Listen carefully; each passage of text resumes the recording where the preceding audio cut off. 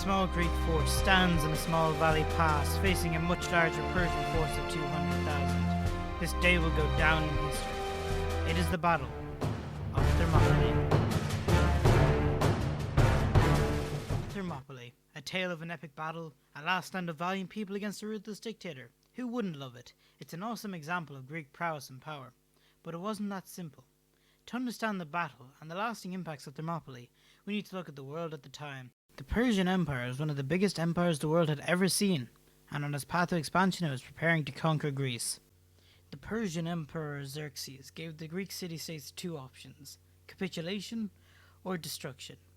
Now, Greece wasn't a country yet, it wasn't unified. It was made up of about 700 city-states, like Sparta and Athens, which makes the map look less like this and more like this. 30 of these Greek city-states decided to form the Greek coalition to stop the Persian invaders. Well, there was around 700 Greek city-states at the time, so why did only 30 of them agree to join?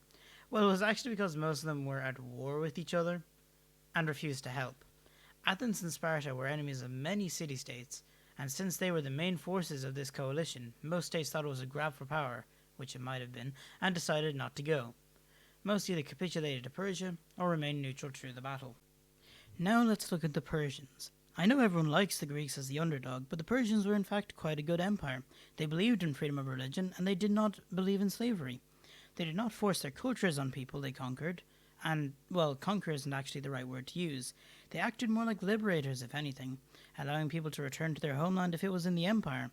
But sadly, one thing they would not tolerate was insubordination, and the punishment was very severe. That was what had started this whole conflict, as Darius, the old Persian emperor, had gone to war with Greece over a rebellion. The Athenians had backed it, and he had promised to raze Athens to the ground. But a small Athenian force had stopped him on the plains of Marathon, which is another story that's quite interesting, which I should talk about someday. But anyway, Emperor Xerxes was hell-bent on revenge. Now, the Greeks realized the Persians were way more powerful. For each Greek there was at least 15 Persians, and that was the coalition at full power, much less the elites Leonidas was going to make his stand with. But I hear you say, Red, the Battle of Thermopylae was fought by 300 Spartans. Everyone knows that. Well, you're wrong. Don't let that movie fool you. On the actual day, there were 7,000 Greek troops from 30 of the Greek city-states, ranging from Parthians to Phoenicians, and of course the 300 Spartans. So Leonidas and Themistocles had to decide on a place to stand, a choke point that would give the Spartan phalanx a greater advantage. Their final decision? A small mountain pass called Thermopylae. With sheer cliffs on one side and mountains to the other, this was the perfect place for the Greeks to stand. So with 7,000 Greeks, Leonidas set off for Thermopylae, the only hope for the Greek coalition. Now let's talk about the Spartan phalanx. This was one of the most feared techniques in all of the ancient world. The Spartans would line up in rows, placing their shields together, with their spears sticking through the gaps between the shields, creating a bristling wall of bronze and iron, truly an unmovable object. As they reached Thermopylae, they set up in the small pass, and as the Persian army, nearly 200,000 strong, marched on Thermopylae, they scoffed at the small Greek force. Xerxes placed a siege on a nearby hill so we could watch his triumph. He first ordered his archers to pepper the coalition's forces, but the arrows glanced off the phalanx's shield. Then he sent the bulk of his army, known as Medes, versatile, quick warriors trained for Persian battle efficiency. But this was not Persia. These troops were light infantry and barely scratched the shields of these elite Spartans. Even though there were many more Medes than Spartans, the Spartans stayed strong. At one point, the Spartans retreated, and the Medes broke formation to give chase, but the Spartans cycle-charged and decimated the Medes. Xerxes was enraged by the fact that they had not broken through yet, so he sent his elite royal guard, known as the Immortals, to break the line. But the Immortals were only immortal in name, and up against the Spartan phalanx they stood no chance. Soon they were also dead. As another day came to an end, it seemed the Greeks really could win this battle, despite the Persians' great number. The Greeks had held out surprisingly well, but there was one fatal flaw, a small pass that cut through the Spartan line.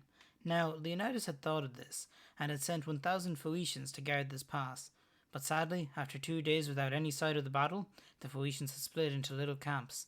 But what was there to worry about? It's only the biggest weakness in your battle line. But the Phoenicians weren't thinking. It's highly unlikely that the Persians would have even known about this pass, much less go through the effort of going through it. But of course, that's what the Persians did. And imagine the surprise of the Phoenicians when immortals spilled out of the pass.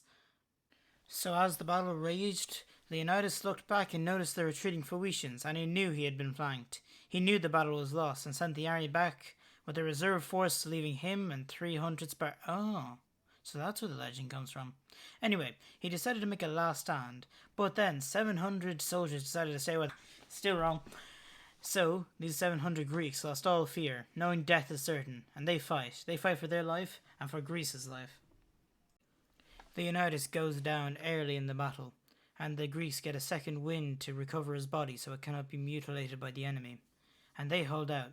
These Greeks, who were probably enemies a week ago, die side by side for something more than just their city. It was for the Hellenic culture, which wasn't in danger anyway, but that's not important right now.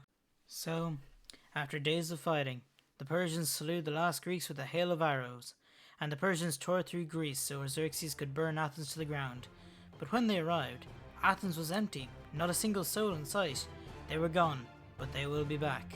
But that's for episode 2. Thanks for watching.